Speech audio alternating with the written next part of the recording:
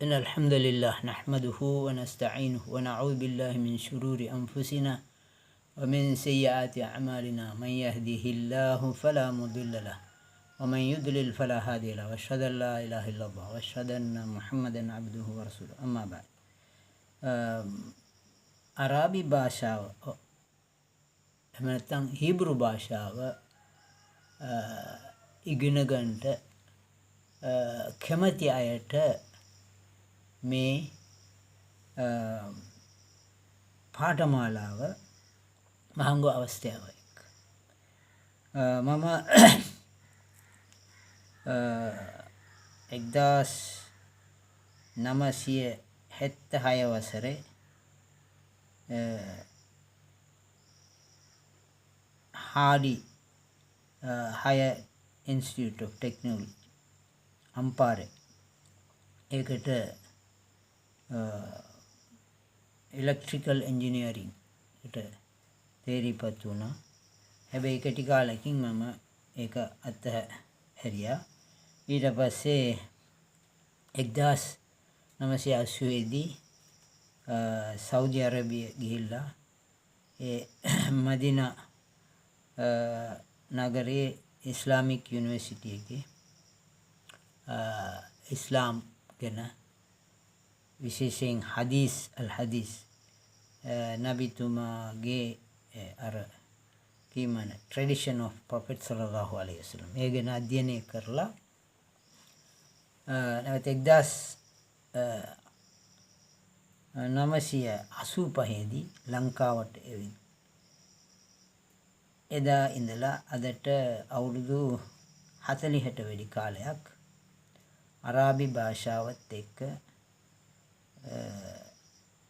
ගැටගැහිච්ච ජීවිතයක් ගත කරා. සුළු කාලයක් අරාබි විදුහලක විදුහල්පතිවරයෙක් ලෙස කටයුතු කරා. ඊට අමතරව භාෂා පරිවර්තකයෙක් ලෙස 1998 ඉඳලා 2012 වෙනකන් විවිධ තැන්වල වැඩ කරලා තියෙනවා. විශේෂයෙන් කොළඹ පිට ඇති කුවේට්, ලිබියානු, ඉරාකේ තානාපති කාර්යාලයවල වැඩ කරලා තියෙනවා. දැනටමත් මම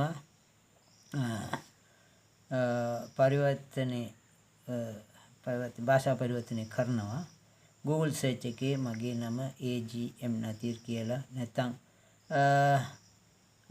මේ හොයාගන්න පුළුවන් ලංකාවේ විශේෂයෙන් ලොකේෂන් දාලා හරි පුත්තලම හරියට නැත්නම් ඒක හොයාගන්න පුළුවන්. ඊට අමතරව මම මේ විවිධ භාෂා පහක් ඉගෙන ගත්තා. මේ ඉගෙනගෙන ඒ ගැන අධ්‍යයනය කරලා තියෙනවා. මම ලින්ග්විස්ට් කියන භාෂා වාග්වේදී කියලා හදාරපු කෙනෙක්. මට ඒ ගැන අවබෝධයක් තියෙනවා. අරාබි භාෂාව ගැන බොහෝ අය ඕනන්දු වෙන අය ඉන්නවා, ඉගෙන ගන්න ඕනේ කියලා හිතන අය ඉන්නවා. ඒ හේතුව බොහෝ විට මේ අරාබි රටවල යන අයට මේක වැදගත්. ඒ වගේ ඊශ්‍රායල් යන අයට හීබ්‍රු වැදගත්. එතකොට අරාබි හීබ්‍රු මේ දෙකට ඇති සම්බන්ධතාවය මොකද කියලා අපි ඉදිරියට බලාගමු. ඒක වෙන මාතෘකාවක්. දැන් භාෂාවල් ඉගෙන ගන්නකොට විශේෂයෙන් මූලිකව අපි බලන්නේ මේ වචනවල කොහොමද ඒකෙන් අර්ථය දැනගන්න ඕනේ. බොහෝ විට ඔබ ඉංග්‍රීසි භාෂාව ගැන උනන්දු වෙලා ඉගෙන ගත්තොත් ඔබට මේ එක වචනයක් ගැන අධ්‍යයනය කරන්න ගියොත් ඒ වචනයේ මූලාශ්‍රය මුල් භාෂාව මොකද කියලා තමයි එතන සඳහන් වෙන්නේ. ඒක තමයි ඉංග්‍රීසියේ තියෙන ඒ ආකෘතිය. ඒ වෙන වෙන භාෂාවල් ඉඳලා එකතු කරගත්තු භාෂාවක් තමයි ඉංග්‍රීසි භාෂාව කියන්නේ. බොහෝ භාෂාවල් එහෙම තමයි. ඒ හින්දා හැමෝම හිතනවා ඇති එක එක භාෂාවල් එක එක මේ භාෂාවල් වලින් ඉඳලා තමයි මේ වචනවල එකතු කරගෙන ලෝකේ භාවිතාවට ඇවිල්ලා තියෙන කියලා.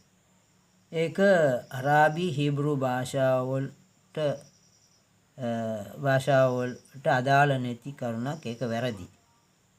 අනිත් භාෂාවලට එහෙම තමයි. ඔබ දැන් ඉංග්‍රීසි භාෂාවේ එක වචනයක් ගත්තොත් ඒකේ මූලාශ්‍රය කොහෙද කියලා බලනකොට උදාහරණයක් මේ බලන්න ඔරිජින් කියන මේ රිවිලේෂන් කියන මේ වචනයට ඔරිජින් කියලා දාලා තියෙනවා ලැටින් ලේට් ලැටින් ඊට පස්සේ ඉංග්‍රීසි වලට ඇවිල්ලා තියෙනවා. එච්චර තමයි. ඒකෙන් අපිට ඒකේ මේ ඩෙරිවේටිව්ස් කියනවා වෙන වෙන මේ පදවල. ඒ කියන්නේ කොහොමද ඒකෙන් මේ ක්‍රියාපදයක් ගන්නෙ නාමපදයක් ගන්නෙ ඒ වගේ මේ අධ්‍යයනය කරනවා අපි. එතකොට උදාහරණයක් වශයෙන් මැනේජ්මන්ට් කියන වචනය ගත්තොත් මැනේජ් කියලා පාලනය කිරීම මැනේජ්මන්ට් මැනේජ් කියන එක මේක නියෝගයක් මේ වගේ කියන්න පුළුවන්. මැනේජ් past tense managing ඔච්චර තමයි එකකින් ගන්න පුළුවන් derivatives. එතකොට හතරක් පහක් නැත්නම් හයක් ගානට වැඩි යන්න බෑ ඒකෙන්. ඒක අර බොහෝ වචනවල රෙගුලර් කිව්වට ඒකෙන් හදාගන්න පුළුවන් මේ වෙන වෙන වචනවල ඉතා අල්පයි.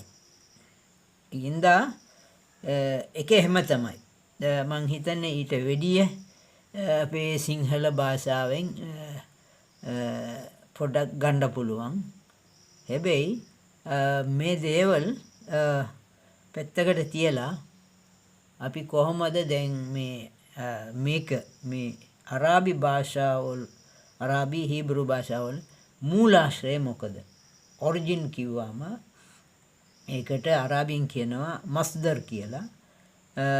අල් මස්දර් කියලා දැන් මේ දාලා තියෙනවා මෙතනින් අරාබි වල පස්සේ ඒක අපි බලමු කොහොමද අරාබි අකුරු කියා ගැනීම කියලා.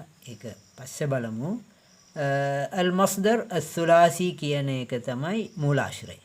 ඒ කියන්නේ අකුරු තුනකින් සමන්විත මේ වචනයකට නිශ්චිත අර්ථයක් තියෙනවා. ඒ අකුරු තුනකට මේ මූලික අර්ථය දැනගත්තොත් ඒකෙන් අපිට හදන්න පුළුවන් ඩෙරිවේටිව්ස් මේ සමහරු ගණන් බලලා තියෙනවා 1000කට වැඩි කියලා. දැන් මෙතන 6-5ට වැඩිය ගන්න බෑනේ. ඕගොල්ලෝ පුදුම වෙන්න පුළුවන් ඉච්චර ගන්න කොහොමද හදන්නේ කියලා. අපි මේකට සරල උදාහරණයක් අරගෙන තමයි මේක මේ වැඩි විස්තර දෙන්න පුළුවන් වෙන්නේ. ඒ කියන්නේ දැන් අදට මම කැටියෙන් මේක ඉවර කරනවා. පළමුවෙනි පාඨමාලාව හින්දා පළමුවෙනි එක කියලා.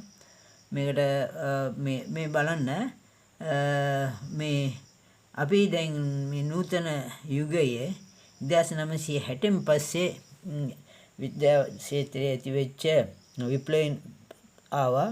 ඒක තමයි ජාන තාක්ෂණය. DNA කියන එක සාධකය අරගෙන ඒකේ මේ හොයලා බැලුවොත් ඒකේ තියෙනවා භාෂාවක්. ඒක මේ අපේ මේ දත්ත පද්ධතියක් අපේ ගැන සෑම ජීව රාශිය ගැන ලෝකේ තියෙන ඒවලට මේ ජහන පද්ධතියක් තියෙනවා DNA කියලා එකට කියනවා. ඒක තුල මේ එක භාෂාවක් තියෙනවා. එක භාෂාවට අකුරු 4ක් තියෙනවා. හරිද? මේ අකුරු 4 මේ එකකින් 3ක් අරගෙන විවිධ කොම්බිනේෂන් කරලා අපිට වචන වල 64ක් ගන්න පුළුවන් කියලා සොයාගෙන තියෙනවා. මේක තමයි දැනට මේ DNA ගැන සාමාන්‍ය සරල විග්‍රහයක්. ඒ වගේ මේ හීබ්‍රු අරාබි භාෂාව දෙකම එකයි පස්සේ ඒක බලමු. ඒකේ තියෙනවා මේ අර ඔරිජින් එක. අර අකුරු තුනේ මේකම තියෙනවා එකේ. අපි ඒකට කියනවා බේස් ට්‍රිප්ලට් කියලා. මේකේ කියනවනේ DNA එක. ඒ වගේ අල් මස්දරු සුලාසි ඒකම තමයි. අර සේම් සිස්ටම් එක විදියට තමයි මේකෙන් තියන්නේ.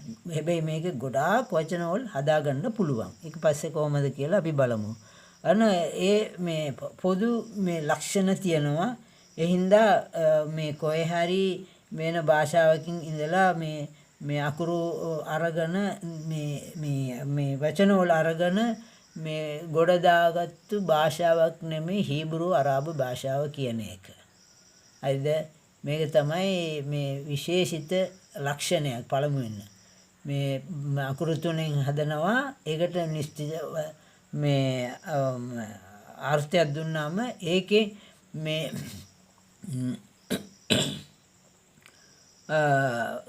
suffixes prefixes උපසර්ග ඒවා යොදාගෙන විවිධ මේ වචන වල හදාගන්න පුළුවන්. ඒක එකයි. දෙවෙනි එක තමයි ඒකේ තියෙනවා අපි ගත්තම ඒකේ තියෙනවා මේ context sensitivity කියන එක. ඒ කියන්නේ මේකේ තියෙනවා DNA එක තියෙනවා. ඒ කොහොමද කියලා පොඩ්ඩක් බලලා ඉස්සරහට යමු. මේ බලන්න context sensitivity කියන එක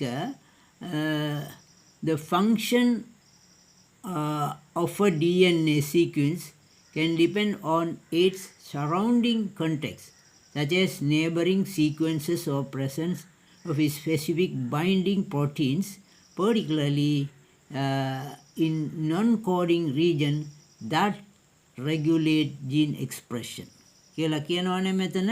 ඒ ගැන පොඩ්ඩක් අපි මේක අර context sensitivity කියන එක මේකේ මේ වචනයක් මේ ආවම ඒකට මේ ඉස්සරහා එන වාක්‍ය පිටිපස්ස එන වාක්‍යවල මේ බලලා තමයි ඒක කොහොමද කියවන්නේ, ඒක අර්ථය මොකද කියලා අපිට මේ නිශ්චිත අදහසක් ගන්න පුළුවන්. එහෙම නැතුව නිකන් කියවලා මේක අර වචනේ අර්ථය මොකද කියලා කියන්න බෑ. ඒකට උදාහරණයක් මම කියන්නම්. මේ දැන් බොහෝ මේ ලාංකිකයන්ට මේ හුරු මේ වචනයක් උදාහරණයට ගන්නම්. මද්රසා පාසල් කියන එක. අරාබි මද්රසා වලට මද්රසා පාසල් කියනවා. ඒකේ සිංහල මේ මාධ්‍ය තුල එහෙම කියනකට මද්රසා කියනෙම ඒක අර්ථය වන්නේ ඒක පරිවර්තනය වෙන්නේ පාසල් කියන එක තමයි. එතන අන්තර්ගත තියෙන එක ඒක පාඩම් කරන තැන කියන එක තමයි.